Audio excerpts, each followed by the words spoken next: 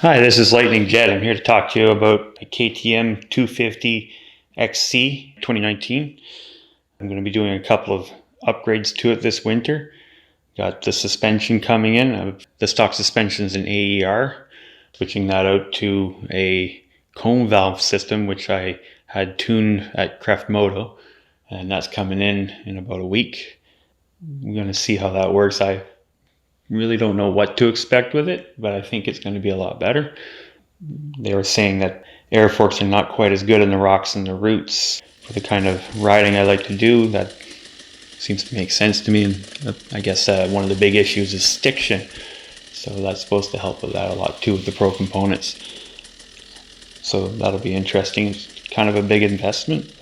I'm going to be upgrading the Electron carb. I'd had a stock carb when I bought it, which ran pretty good as far as I could tell. And I had this other Electron, which I switched over. It works pretty good, but I feel like it can be better. I've done a bit of tuning on it. The newer model is supposed to be a little bit better. Also, this is a 250, and I'm going to be converting it to a 300. I had a 300 before, and I quite liked it. And I thought, sometimes you think you got too much power at the beginning of the season. When I bought this new bike, I thought I would go with a 250 because technically speaking, they kind of both put out the same power, just different positions on the power band.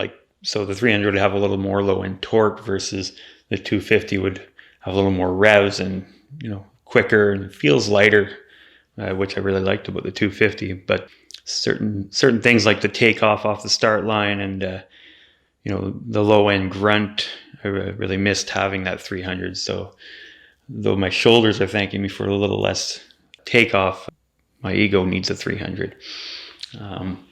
Other things on order, rad guards. I was looking at this when I did a whole season of racing with it, with the stock radiator fins, the plastic shrouds that go around. I thought they would be pretty good for absorbing minor hits and whatnot. I did take a little spill. I almost broke one of the radiators. The shroud kind of got messed up, and the plastics that hold it on, you can see the black plastic around there. It has an EXP skid plate. It's got the linkage protector right there, and it's all plastic. It's basically the same plastic I think they make cutting boards out of. Works very good though. Very pleased with that. Got carbon fork guards. I haven't broken one yet, but if I ever did, I'd probably be pretty upset. So it's nice to keep that protected. The tubes are apparently quite thin now, and they can damage easily. I had a XCW before this, and I really liked that it had a lot more clearance, but I dislike the performance of it. To me, it was very good in the slow technical stuff, but it felt like as soon as you got into a lot of choppy stuff, it didn't have the reactiveness. It wasn't fast enough. My experience so far, I tried this bike out at a demo ride, and two things I loved about it. The newer frame and the linkage suspension just seemed to make a big difference in the handling and control. I felt like I had to buy it for some reason. I tried it last season with an S3 high compression head and an SX control module. That helped it a lot with the low end, but it's still missing that extra torque of the 300. It's at 50 cc's, doesn't sound like much, but it makes a difference when you're in that range. The stock gearing was 50 teeth. I'm going to be putting that up to 52. I missed the low end that the granny gear gave us in the XCW models. Not that you need it most times, but when you're in a really tough spot and you want just a little bit slower, that really does help. So this 52 teeth brings it very close to the stock granny gearing of the XCW. For the kind of racing I do, I don't ever really get into sixth gear. I'm usually riding around second or third gear, so I don't really need the speed. I'd rather have a little more control at the bottom and maybe ride a gear higher on most of the trails. I'm not sure how that's going to work, but I've heard some people had some good results from that, so I'll try that out. See how that goes. Tires, last year I had this here. This is a Shinko, which one is it? 216 MX, the 90-90-21. Liked it quite a bit. Works good. It's starting to get a little bit rougher, but that tire's got well, I think I used it from the beginning when I got the bike, so it's got about 50 hours on it. Now, I'm not crazy aggressive. I'm not the fastest guy. Probably would call me middle of the pack. I had a golden tire, front tire, 9100, I think it is, or basically what they call a fatty, and it was a 4-ply, so it was a little bit more rigid, and I really enjoyed it. It made the ride softer and a little bit more suspension feel. But it was a heavier tire, and I didn't really enjoy that part about it. It seems to cut into the dirt a little less. I like the rear tire to have a 110. Being more narrow, it seems to be able to dig down quicker, getting into the harder, fresh traction dirt. So yeah, the front end, I just felt like after I had my suspension done on the other bike, the fatty tire didn't really serve me as much. I feel like there's still some benefits to it, but I do prefer the lighter feel of the smaller tire.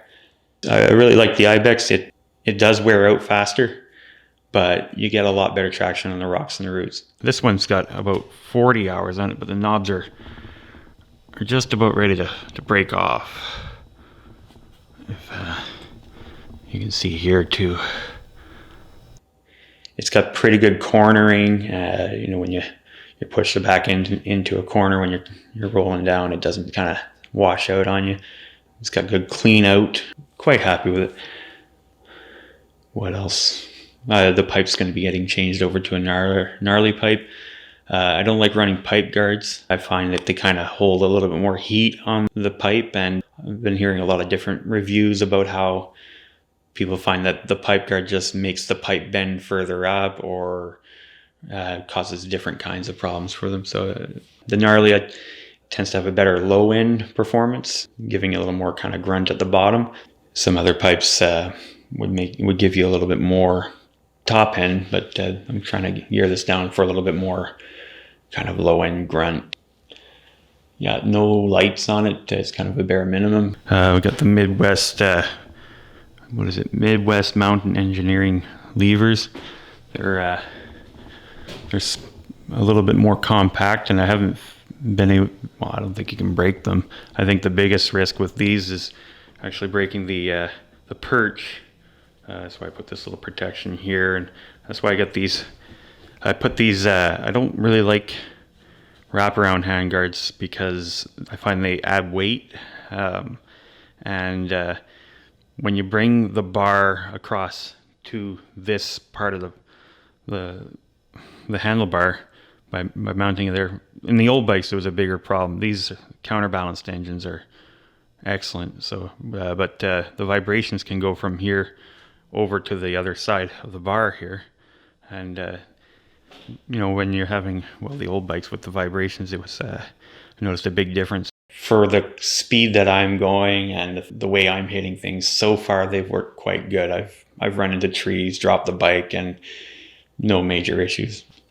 So far, so good. I like to keep it light. They give me kind of a bit of protection. Your hand doesn't get stuck in the system.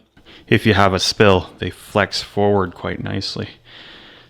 What else can I tell you about it? An oversized front disc. The bikes have pretty good brakes as is. Sometimes especially with the shorter front brake lever, sometimes I find myself pulling really hard on that, trying to give it the extra stopping power. And with that front oversized disc, it seems to give you a little better control. It's less sensitive. It doesn't lock up as quick, but also gives you more braking power. I'm going to be putting a spark arrestor at the back because if we might be going on a trip into the States this year, and you might need that in some places. New plastics because one of them's broken, so I'll just change them both and get them matching. Got the slave cylinder protector and chain If the chain breaks, it basically slides along here and doesn't damage things. And that kind of keeps rocks and stuff from smashing it with the chain. All right, so we'll wait and see how things go when the parts come in.